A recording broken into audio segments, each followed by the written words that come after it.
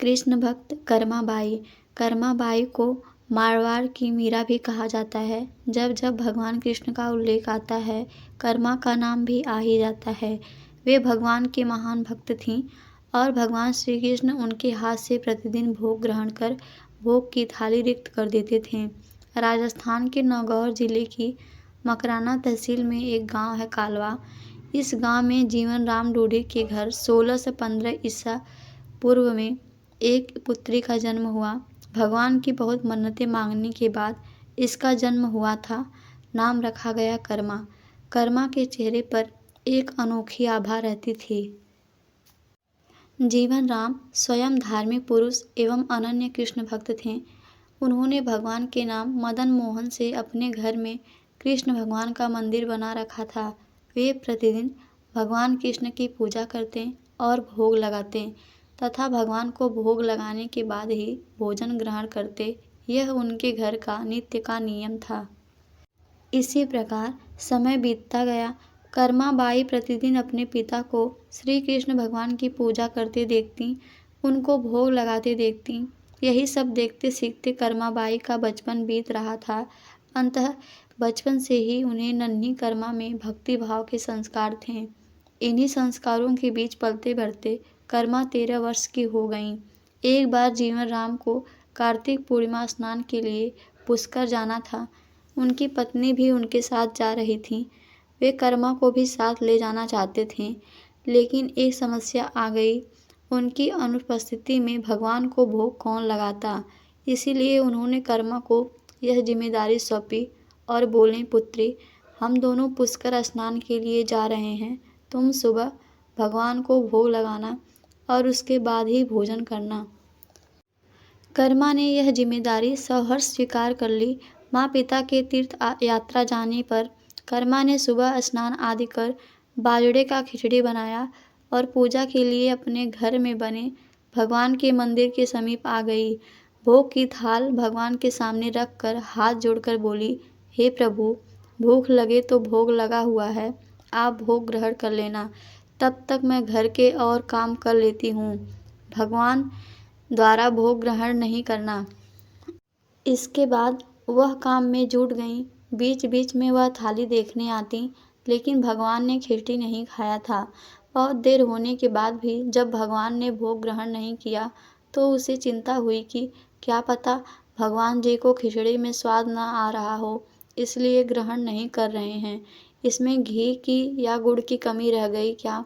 फिर जाकर उसने गुड़ व घी मिलाया और वहीं बैठ गई, लेकिन भगवान ने फिर भी भोग ग्रहण नहीं किया। तब मायूस होकर उसने कहा, हे प्रभु, आप भोग ग्रहण कर लीजिए, माँ बापू पुष्कर नहाने गए हैं, आपको भोग लगाने अभी कुछ दिन वो लोग नहीं आएंगे। आपको भोग लगाने की जिम्मेदारी मुझे दी गई है, इसीलिए आपके भोग लगाने के बाद ही मैं खाना खाऊंगी। परंतु भगवान जी ने फिर भी भोग ग्रहण करना शुरू नहीं किया। फिर कर्मा उनसे शिकायत करते हुए बोली, माँ पिताजी जब भोग लगाते हैं तब तो आप भोग ग्रहण कर लेते हैं, फिर आज क्यों भूखे बैठे हैं। इतनी देर हो गई, खुद भी भूखे बैठे हैं और मुझे भी भूखा रखा है। यह सब बोलकर वह भगवान के भोग ग्रहण करने की प्रतीक्षा करने लगी। परंतु यह क्या, अब तो सुबह से दोपहर समाप्त हो शाम हो चली थी।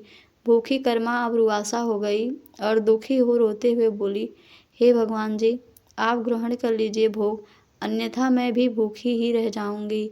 अतः कान्हा के काष्ठ की मूर्ति से आवाज़ आई। कान्हा बोले, कर्मा, तुमने पट बंद किया ही नहीं, तो मैं भोग ग्रहण कैसे करूं।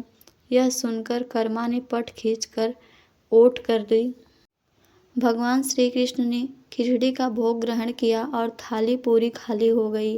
कर्मा ने पलट कर देखा तो भोग की थाली में भोग नहीं बचा था। तब कर्मा बोली, भगवान जी, इतनी सी बात थी तो पहले बता देते, खुद भी भूखे रहें और मुझे भी भूखी रखा। इसके बाद कर्मा ने खिचड़ी खाया। अब तो प्रतिदिन कर्मा खिचड़ी बनाती है और भगवान जी भोग ग्रहण करने आते हैं। इसी बीच उसे लगने लगा कि उसे सबसे पहले भगवान को भोग लगा देना चाहिए, क्या पता उन्हें जल्दी भूख लग जाती हो, साफ सफाई नहाने धोने के कारण भगवान के भोग में देर हो जाती हो। फिर भी वह सबसे पहले उठकर भोग बनाती और प्रभु को भोग लगा लेती, फिर अपने दिन भर के काम करती। कुछ दिनों बाद उसके माता पिता तीर्थ से लौट आए। आते ही पिता ने अपनी लाडली पुत्री से पूछा, पुत्री, तुमने किसी भी दिन भगवान को भूखा तो नहीं रखा? कर्मा बोली, नहीं पिताश्री, मैंने भगवान जी को प्रतिदिन भोग लगाया। फिर जब माँ रसोई में गई तो देखा, जाते समय तो गुड़ का मटका पूरा भरा था, अब खाली कैसे हो गया? उन्होंने कर्मा को बुलाया और पूछा, पुत्री, गुड़ कहाँ है? कर्मा ने बताया कि रोज भगवान कृष्ण उसके पास आते हैं और खिचड़े का भोग ग्रहण करते हैं। कहीं मिठास कम ना हो जाए, इसीलिए खिचड़े में गुड़ कुछ ज़्यादा डाल दिया। उसने पहले दिन हुई परेशानी के बारे में भी बता दिया। कर्मा ने कहा, भगवान जी ने बहुत देर तक ग्रहण ही नहीं किया था भोग, फिर पट बंद करने पर किया। यह सुनकर माता पिता चकित रह गए। वे जिन ईश्वर के आशीर्वाद हेतु इतनी दूर तीर्थ यात्रा पर गए थे, जिन्हें पाने के लिए लोग न जाने क्या क्या करते थे, कहाँ कहाँ ढूंढते हैं, वे भगवान उनकी बेटी के हाथ से उनके घर से खिचड़ा खाते हैं। यह कैसे संभव है? उन्हें चिंता भी हुई कि बेटी बावली तो नहीं हो गई। ये भी सोच लिया कि क्या पता कर्मा ने ही पूरा गुड़ खा लिया हो। इस पर कर्मा ने कहा, अगर आपको यकीन नहीं है तो कल देख लीजिएगा, मैं खुद भगवान को भोग लगाऊंगी। इस आश्चर्य से वे रात भर सो नहीं पाए। दूसरे दिन कर्मा ने खिचड़ी बनाया और मंदिर में भोग की थाली रख कर पट बंद कर दिया और बोला, हे भगवान जी, ये लोग नहीं मान रहे कि मैंने आपको ये गुड़ घी खिलाया है। अब आप भोग खाकर स्वयं सिद्ध कीजिए। भक्त की पुकार सुन भगवान को आना ही था और कान्हा खिचड़ी खाने आ गए। जब पट खुला तो जीवन राम और उनकी पत्नी आश्चर्यचकित थे कि भोग की थाली में भोग बचा ही नहीं। फिर कर्मा का जीवन प्रतिदिन भोग लगाते ही निकला।